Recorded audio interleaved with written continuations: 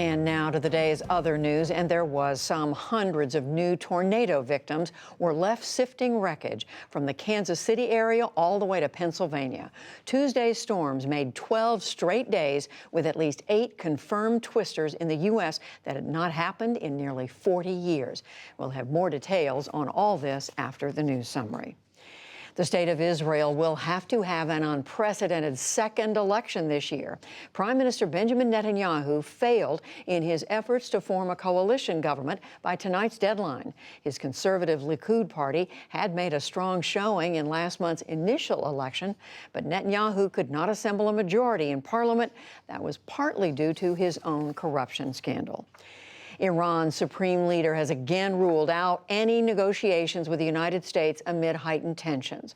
Ayatollah Ali Khamenei issued a new statement today, apparently overruling Iran's president.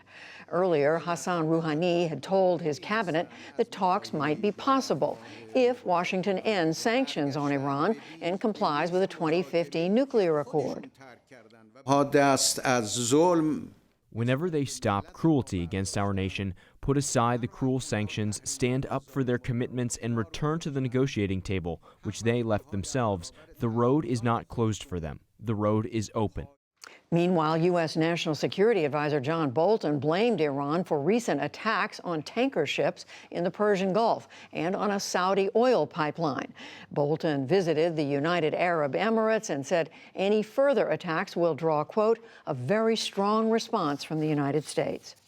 China's tech giant Huawei is asking a U.S. court to rule immediately on the legality of barring its sales to the U.S. military and contractors. The motion was filed late Tuesday with a federal court in Texas. Huawei argues that it's being unfairly punished. The Trump administration says that Huawei is a national security threat. Separately, a former leader of the Tiananmen Square protests in China urged the West today to make trade privileges contingent on Beijing's human rights record. Wang Dan spoke days before the 30th anniversary of that deadly crackdown on the protests. He said that the goal must be to end the Communist Party's unchallenged rule in China.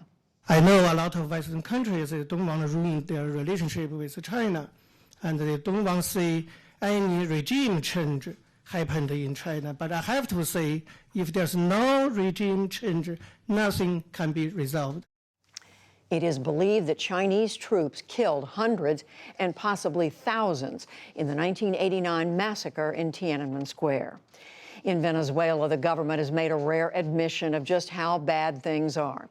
The nation's central bank reports that Venezuela's economy shrank 22% in the third quarter last year, and inflation soared to 130,000%.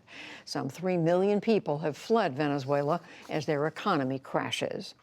Back in this country, Democrats criticized Senate Majority Leader Mitch McConnell for saying that the Senate would fill any Supreme Court vacancy that occurs in 2020. In 2016, McConnell blocked action on Merrick Garland, nominated by President Obama, arguing that the vacancy should be filled only after that year's presidential election. His office says the difference is that the White House and the Senate were held by different parties in 2016, but not now. The Democratic National Committee has toughened standards for its second round of 2020 presidential debates in September. Contenders will have to register at least 2% in 4 approved polls. They also have to raise funds from at least 130,000 donors across 20 states.